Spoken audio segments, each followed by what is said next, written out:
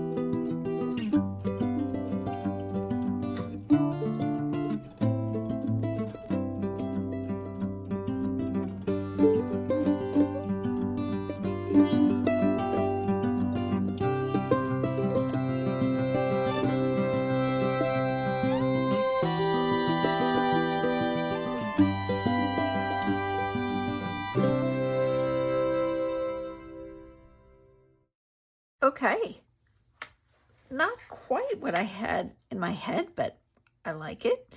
It was simple, very monochromatic. Nice thank you card. Decorated the envelope, decorated the inside, ready to go. Thank you so much for watching. Don't forget to hit like, share, and subscribe, and we'll see you next week. Bye.